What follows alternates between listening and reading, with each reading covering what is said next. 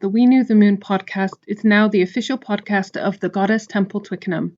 Find out more on their website, www.goddesstempletwickenham.org, or find the Goddess Temple Twickenham on Facebook and Instagram. You're listening to We Knew the Moon with Dee Safier, an empath who started a podcast to explore the universe, spirituality, and all things witchy woo-woo. Don't forget to check out the website weknewthemoon.co.uk for all your I do what I want and the moon made me do it merch, whichever excuse you prefer to use for all of your life choices. Hi everyone, my name is Dee and this is We Knew the Moon, and I'm joined again by Hakam. Hi Hakam. Hi Dee. I'm trying to think if you're my first male guest on the show, you know? Oh, I would be honored if I was. But then if I wasn't, I also wouldn't be disappointed. So you're cool. So either way, it works. I think you are actually the first male. Yay. Yes. Hooray. So we talked about Jerusalem syndrome last time because it was a topic I wanted to do with a fellow Palestinian. So we had lots of fun talking about that and assessing whether or not we or Jesus have Jerusalem syndrome. And now I'm very excited because you are going to present a topic to me, and it's one that I am excited about, basically. So why don't you tell me what you're going to be talking to me about? So my topic is necromancy. And I'm just going to say right off the bat that if anybody is offended by exploring other people's beliefs about the dead or sort of dark magic-y type of things, then, trigger warning, whatever, you want to sign off, do it, fair warning. From now on, there's no holds barred. Yeah, I don't think those people are listening to this podcast anyways. Fantastic. So we'll just bulldoze right ahead. Yay. I'll just start with the definition of necromancy. Mm-hmm. And the standard definition that you get from Britannica is it's a communication with the dead, usually in order to obtain insight into the future or accomplish some otherwise impossible task. Merriam-Webster defines it as conjuration of spirits of the dead for purposes of magically revealing the future or influencing the course of events. Now, oh, nice. Caveat, that's not the whole definition. This is the definition of the classical term necromancy. But really, we know that necromancy covers a general swath of anything to do with the dead. And I'm just going to run through some of the things that it might cover. It might cover things like resurrecting the dead, zombies, the veneration of the dead, ancestor worship, making the dead do things on your behalf, any sort of magic-y things that have to do with the dead. All of this sounds super fun. I'm going to go into explaining what the difference is in meaning and where it comes from. In general, the term necromancy covers all the divination practices connected with the spirits of the dead.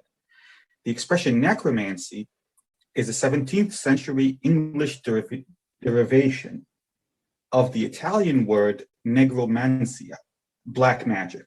So you see how necromancy is also covering from the Italian, which later comes from Latin, covering all of black magic. It sounds nice in Italian. It doesn't it? Negromancia. So it's the negro from black, and then mancia is the magic part. And it comes from the Latin necromantia, with the same meaning. But the real roots of the word, we have to go back even further than the Latin expression that was borrowed from the Greek, the word necromantia, consisting of two words. Necro, the dead, like necropolis, necrophilia, necro, the dead. And mantia is divination. So the Greeks had it as specifically, or the Hellenics had it specifically as divination through the dead. Right, okay. Questions so far? No, it's exciting.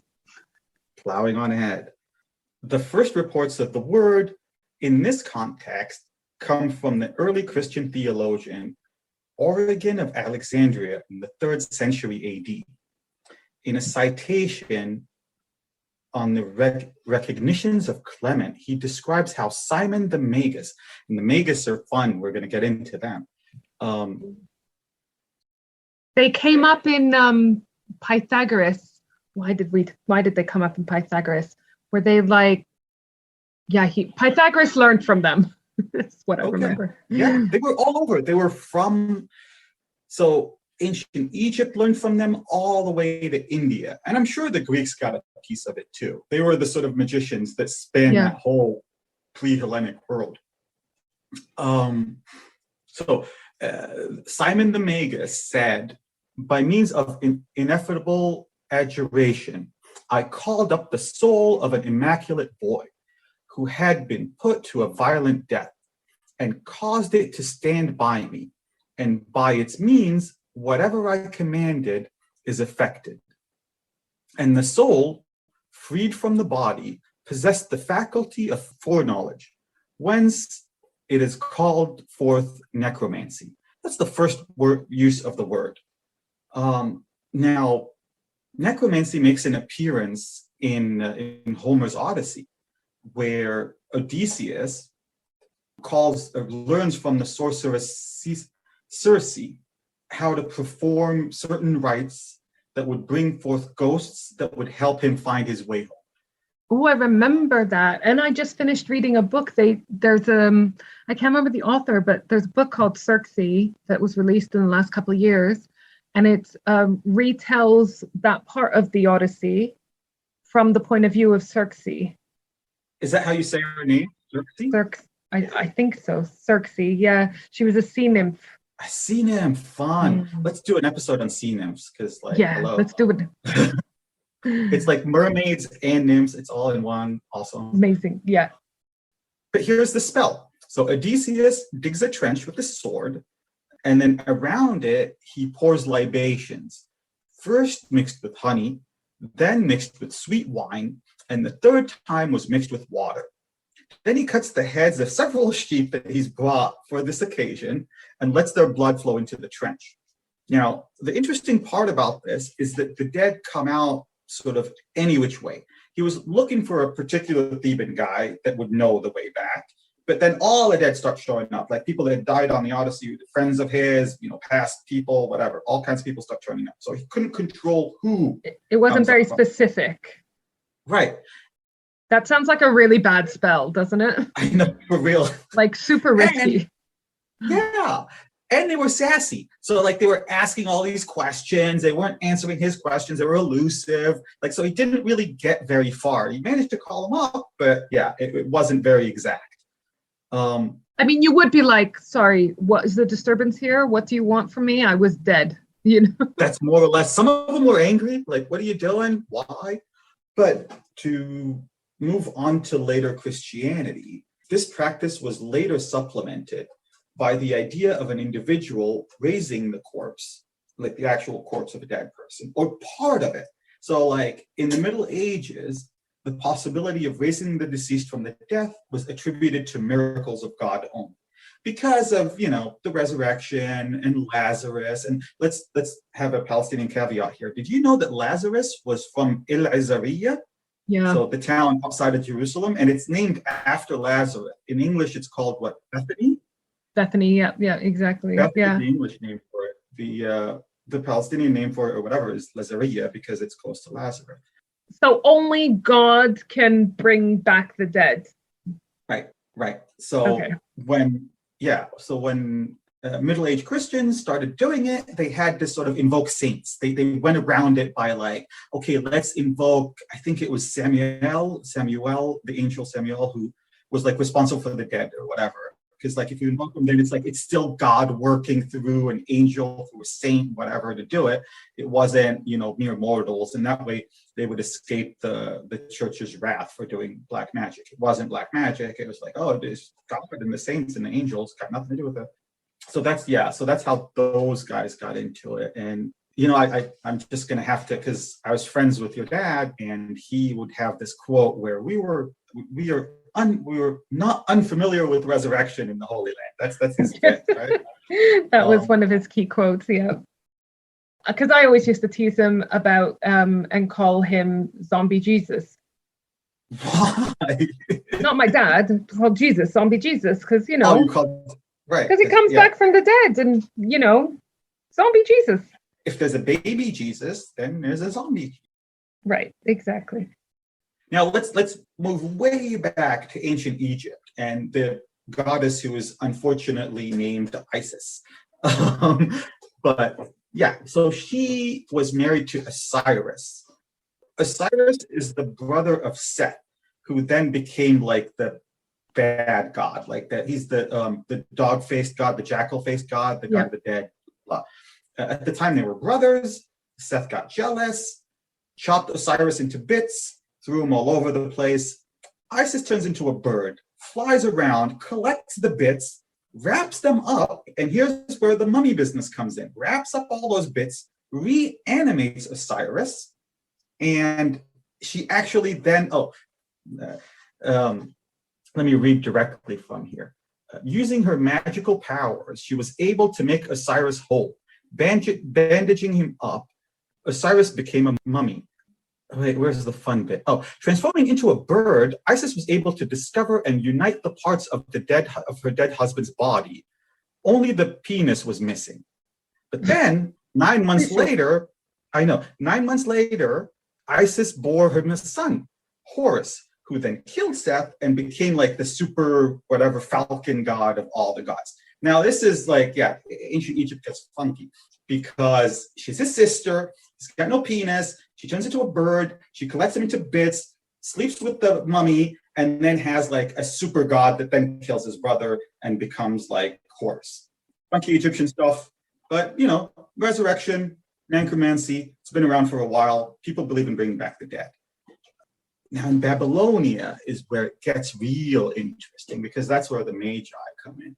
The Magi, or the wise men, were a cumulative expression covering the mysterious magic practices that extended their influence over Egypt, Babylonia, Persia, India, and even more far east.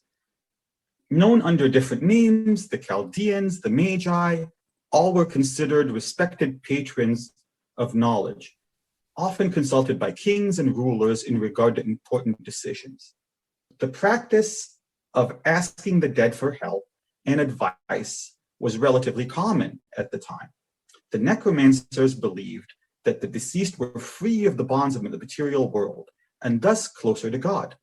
As such, they possessed knowledge that no mortal could know, and they were able to see the future and warn about future events.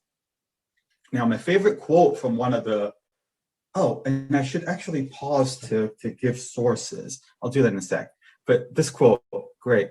The Chaldean necromancers are upon us. Be consistent and fear nothing. Love the quote. Yeah, they came up. The Magi came up when I was talking. I had an episode on sound healing, and it turns out Pythagoras was the first person to prescribe music as medicine. Huh. And yeah, which I didn't know. I only knew him as the triangle guy, right? But he got captured by the Babylonians and was kept there for however long and learned from the Magi, and then eventually set up his own little cult. I feel for Pythagoras because he's like, I just want to do math and like music and science and whatever. And then, he dies and he's left behind so much knowledge that then the people that come after, see, at the time they didn't know anything, just a basic mathematical equation. The fact that you can repeat it with different numbers was magical to them. Yeah. And so they were like, okay, we're going to form a cult around these things. But I don't think that Pythagoras at the time was like, I'm going to be like cult leader and dress in robes and whatever. I think all of them dressed in robes. Yeah, I think robes were standard fare. Yeah. I don't think he intentionally was out there starting cults. I don't know. I think it was because he started a cult. He started a little organization, a little community, and you had to jump through a bunch of hoops, and you were an initiate for 5 years, and you weren't allowed to talk, and then eventually you were accepted in, and I feel like it was a cult. He started a school. I mean, so did Plato.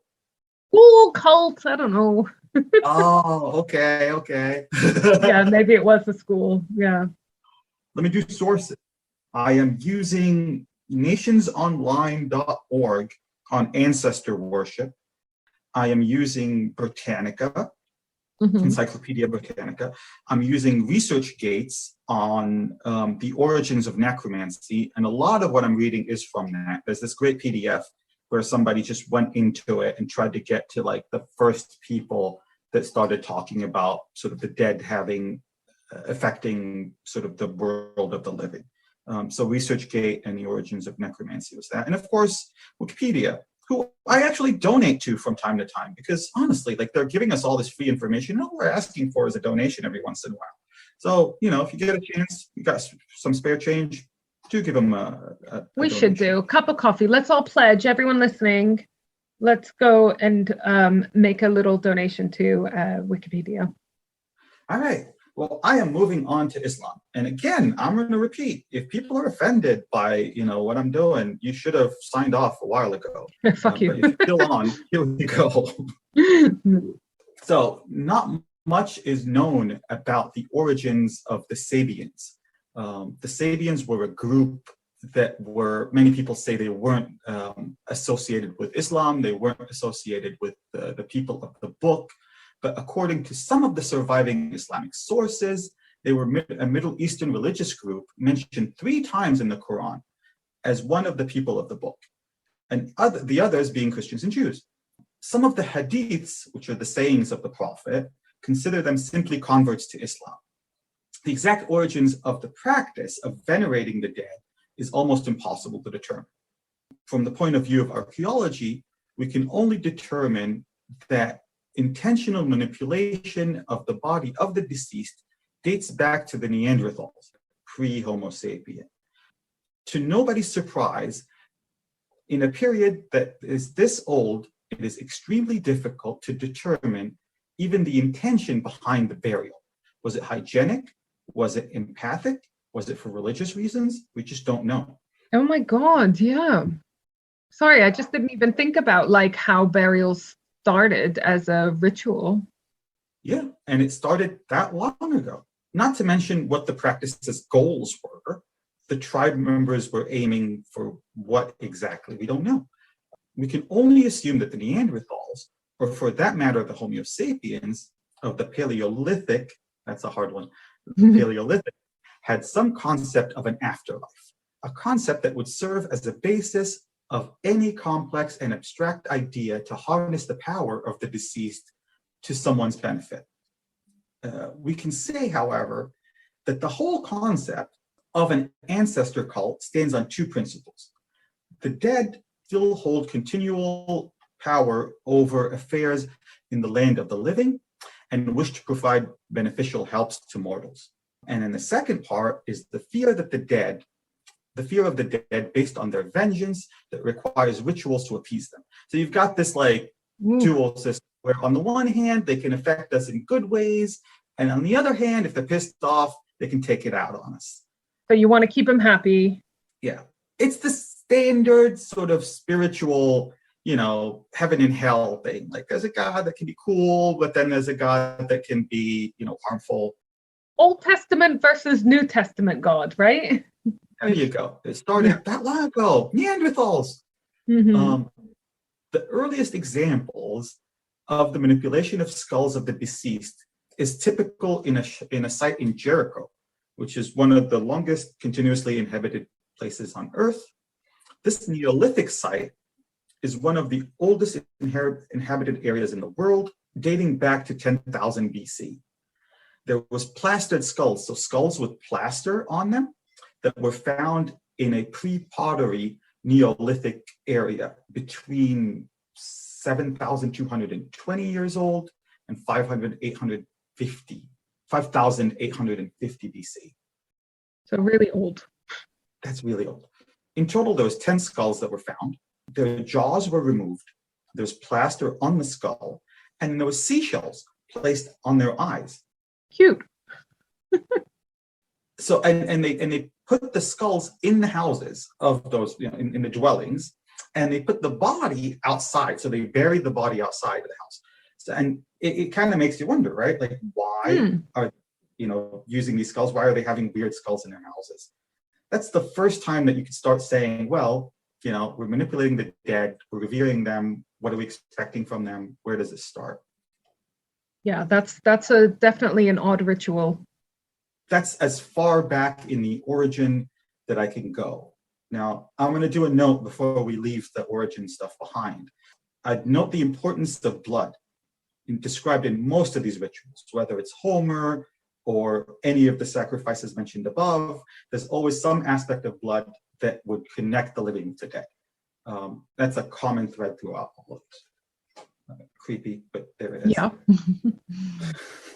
All right. It is creepy. All of this is creepy, but I love it. That's why we're doing it. It's a fun, creepy show. We should do this for Halloween.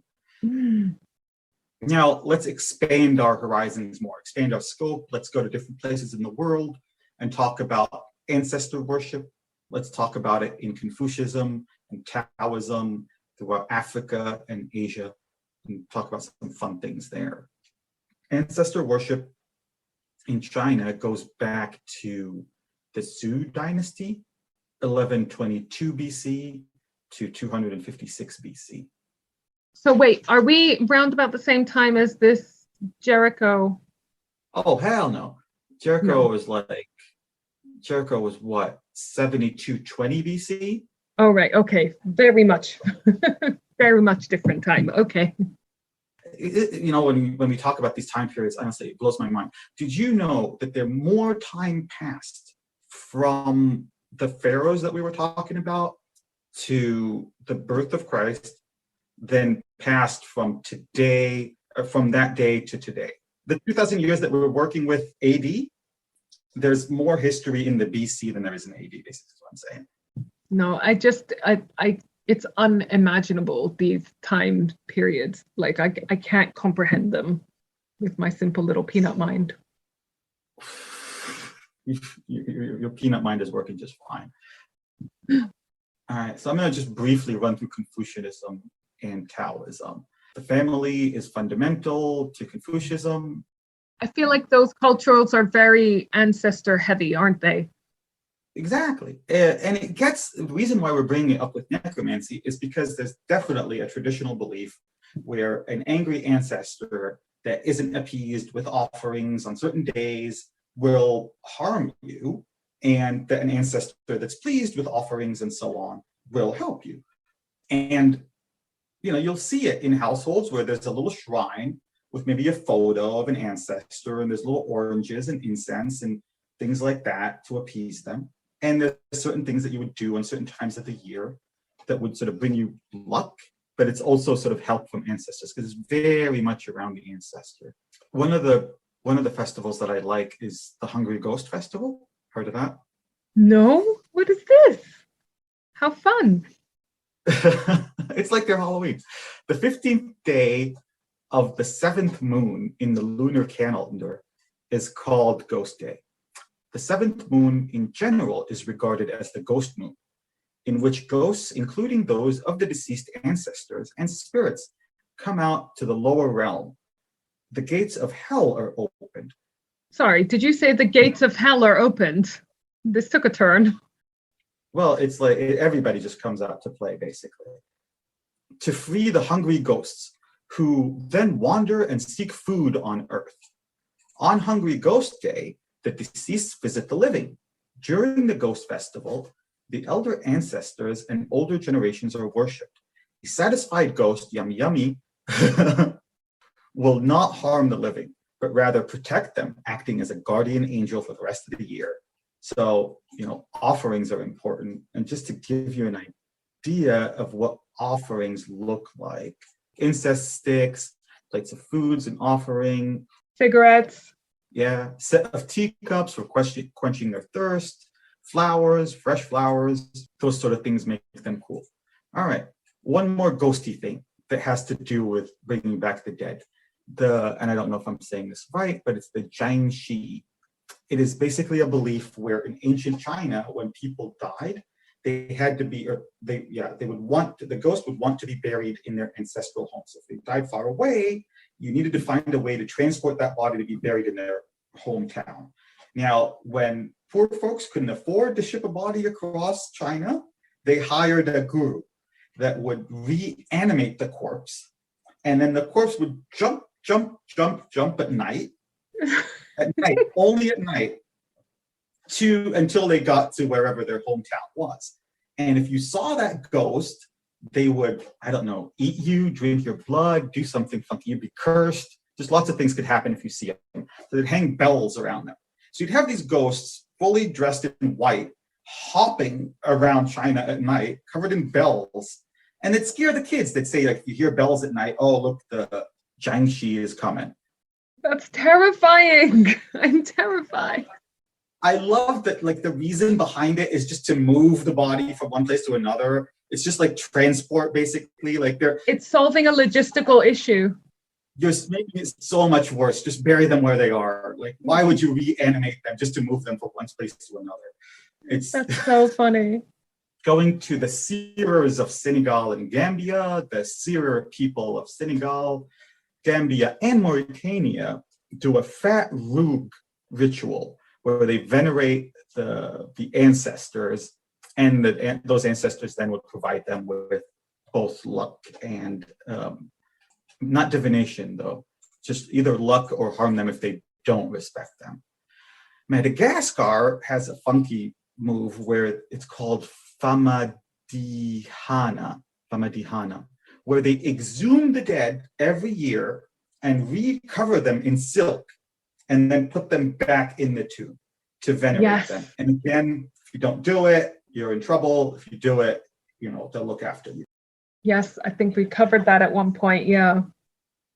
In the Philippines, they'll carve a little statue after somebody passes away, and they'll put it somewhere in the house, and then that statue will be like the totem for that dead person, and they would look after you, take care of you, and so on. The souls in the spirit world will retain a degree of influence in the material world and vice versa.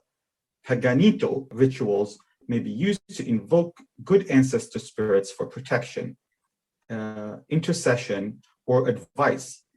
Ancestor spirits also figured prominently during illness or death, as they were believed to be the ones who call the soul to the underworld. So that's in the Philippines. I like that necromancy around the world. Yeah, it's just the idea of death, really. So I'm going to move into the philosophy of necromancy, because it's really interesting. We can call it, what did I call it? Necrosophy. I love it. Dark magic in general, or what they call the left-hand path, or shadow magic, it stems from ideas of dualistic good and evil. There's a codependence between the two. If you don't have evil, how can you tell something is good? So really the evil is also needed. So then that makes it a little less evil. I like that. The two different magics, the light magic and the dark magic, the light magic, or the good magic, adds things, whereas the evil magic cuts away things. So, sometimes they say learning sometimes is about unlearning wrong things as much as it is about learning the right things. So, the left-hand path will get rid of things that you don't need, whereas the right-hand path will add things. I want fortune, I want things, then go look for light magic. I want to get rid of this thing or that thing, then you're looking at the left-hand magic. That's sort of that duality of magics there. Now, different sort of religious groups have looked to transcend the duality in several ways, but we don't really need to get into all that. But that's another episode, huh? Another episode. But for necromancy, the philosophy there is very interesting, because they'll say that as there is an afterlife, there's also a pre-life.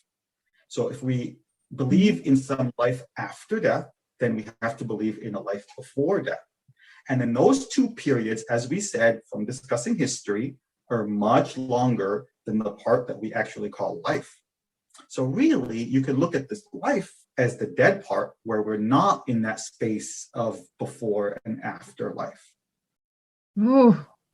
And so it becomes, when you're delving into that other world, you're really not delving into death, you're delving into this other sphere of existence that's not that's not life.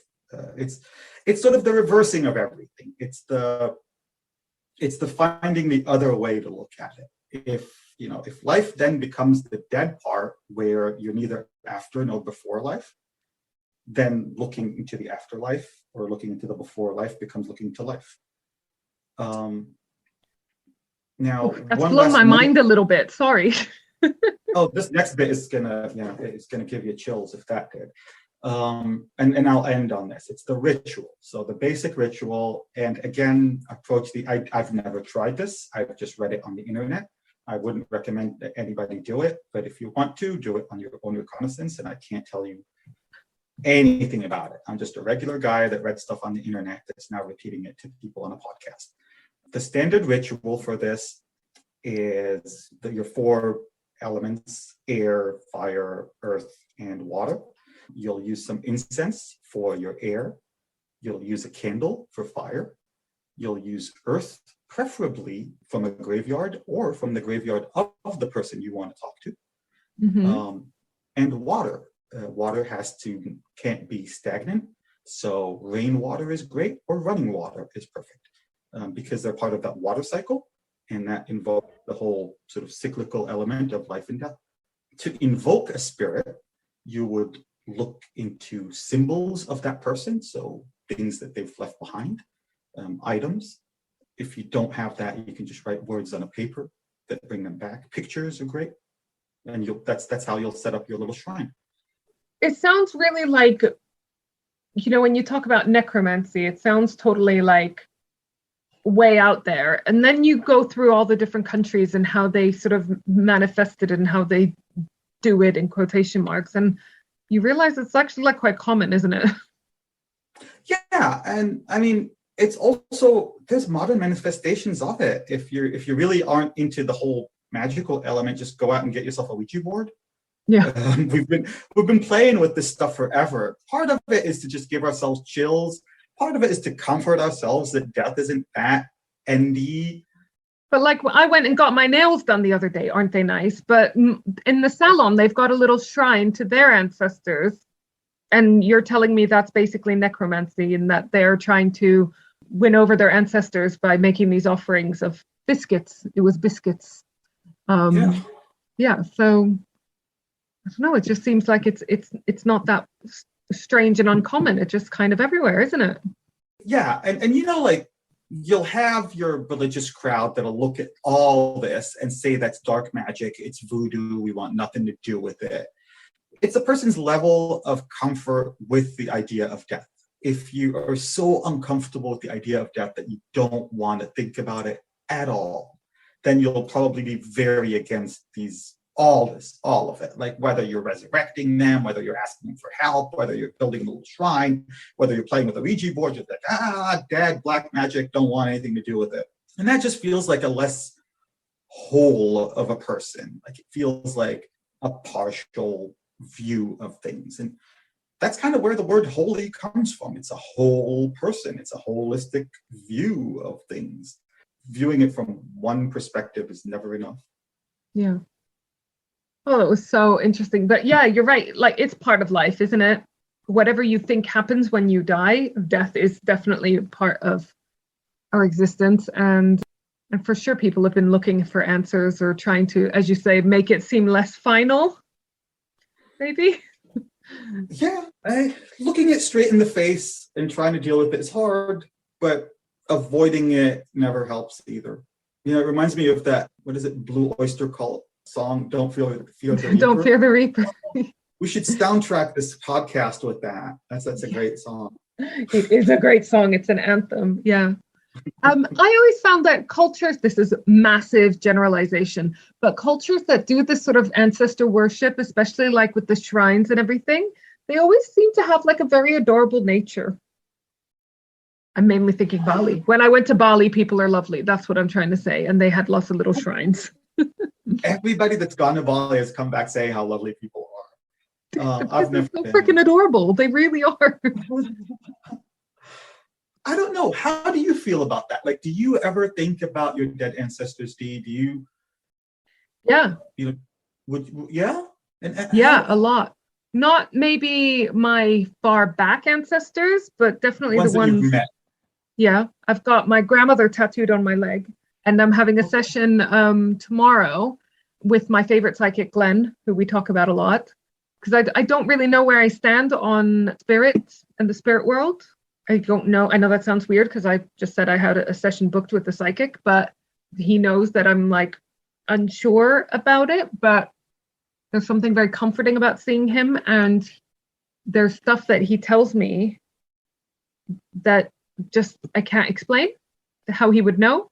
Yeah, I've heard that on your other podcast. Yeah. So yeah, and I think there's something really nice about respecting your ancestors, and that they are definitely the ones that made you who you are, right?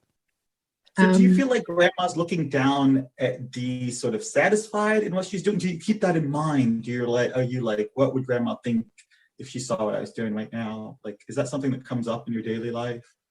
Yeah, I do think that quite a bit, actually. What about you? I think it's easier to think of sort of ancestors and what they think of what you're doing. It's easier than thinking of like an all-knowing, all-perfect God looking at what you're doing. That's just a really perfect creation that maybe won't understand. Whereas like somebody who lived, on this earth and had their fallibilities would maybe look kinder on us. But then that's why there was like a Christ figure that then became human and went through stuff. Like that's the idea of having a God that sort of, saw what it means to be human. I for sure like the idea of having like a little shrine to your ancestors more than like a shrine to a saint. Or I would feel more comfortable with that, I think. I like objects. Like if I have an object from an ancestor, I feel like that's, like photos, I don't know. It's just, there's something missing there. But if I have an object that they held, I think that feeling, that touch would actually carry through more than a photograph. That makes like sense. That energy. If you had something that smelt like them, that's the big one, right? Now, unfortunately, I don't remember any of my grandfathers because both my parents were the youngest of two big families. So by the time they had us, the grandfathers were long gone. So I have like this soft spot for older men. Like whenever I see them, I just want to help them carry a suitcase or whatever. Like, just. Oh. That's so cute.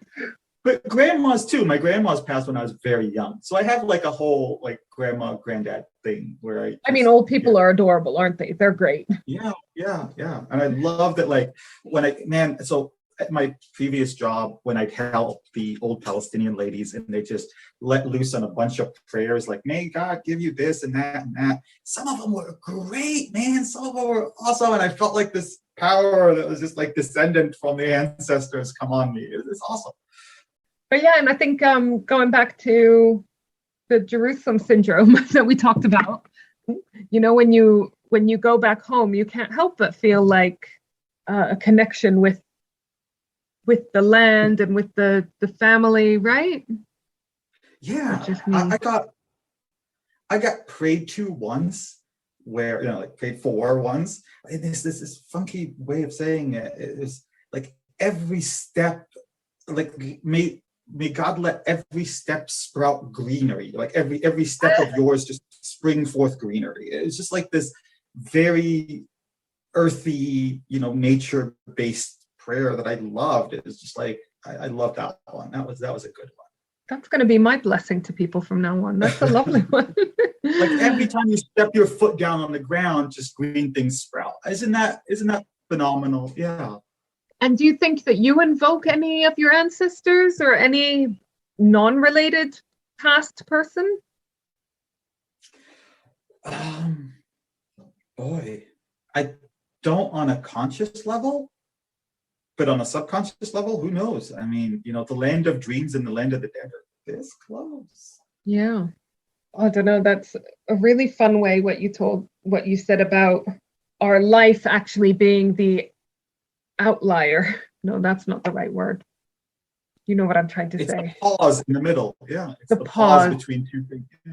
The sacred pause, we'll call it. Yeah, that's a really I can't tell if that makes it feel more insignificant, our life and our time here, or more or less. More, definitely more. It's the outlier. It's the special bit. Okay, good. I like that. Oh, well, thank you so much. Hakam, will you come back and do some more episodes with us sometime? Anytime, Dee. Fantastic. Thank you so much. And thank you all for listening. And let us know any of your necromancy stories. All right. Bye. Bye. If you want lots more fun, moon info, and all things spiritual, plus our merch shop, please visit our website, weknewthemoon.co.uk. And if you want even more, head over to our Patreon page, patreon.com/weknewthemoon, and check out some of our bonus content. We're also on Facebook and Instagram at we.new.the.moon, and we're also on Twitter at weknewthemoon1. See you next time!